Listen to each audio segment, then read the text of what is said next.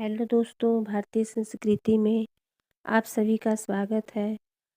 धर्म क्षेत्र के हिसाब से भारतीय संस्कृति में आज हम बात करेंगे कि बुराई का बदला भलाई से दी जा सकती है। बुराई का बदला बुराई ही नहीं होता है, इसको हम भलाई से भी दे करके अपने प्रेम को और मन की जागरूकता को बढ़ा सकते हैं। हठ योग से मन को बस में करने की अपेक्षा प्रेम से मन को बस में करो। योग से मन तो एकाग्र हो सकता है, पर हृदय में विशालता नहीं आती है। तो दोस्तों, भक्ति ही हृदय को विशाल बनाती है। ईश्वर को आमंत्रित करने की शक्ति जीव में है और परमात्मा की तृप्ति प्रेम से होती है।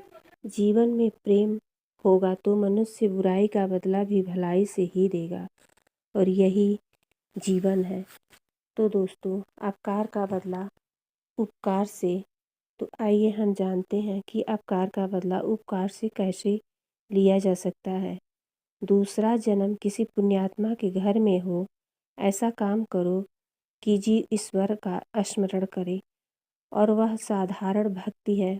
भगवान जीव का स्मरण करे, यह उत्तम भक्ति है। दोस्तों, भगवान जिस पर कृपा करते हैं उसकी प्रत्येक इंद्रिय को भक्ति रस मिलता है। बाल्यावस्था में काम बुद्धि में सृजित रहता है, पर युवावस्था में मनुष्य काम की मार खाता है और अंतर में प्रवेश होने पर काम पतन करने ही निकलता है। अतएव ऐसा संयमी जीवन बिताओ कि काम को प्रवेश करने का मौका ही न मिले। तो दोस्तों, घर में विशालताओं को न पनपने दो। विषमता से वासना और क्लेश की उत्पत्ति होती है। इस प्रकार सायंकाल में सत्कर्म अवश्य करना चाहिए। सायंकाल में काम बुद्धि में प्रवेश करता है और इसके बाद रात्रि में जागता है। बुद्ध के देवता सूर्य नारायण हैं। सायंकाल में वे अस्त हो जाते हैं, इसलिए इस समय सत्कर्म करना बहुत जरूरी है। तो दोस्तों, आज हम धर्म की बात कर रहे हैं। धर्म की मर्यादा का बराबर पालन करोगे तो ज्ञान स्वयं प्रकट होगा, और धर्म के ऊपर स्थिति रहोगे तो ज्ञान गंगा को प्रकट होने ही देगा। यह सत्य है कि जिसका स्वभाव सुंदर होता है वह भगवान को प्रिय लगता है। जिसका शरीर सुंदर होता है वह भगवान की परवाह नहीं करता।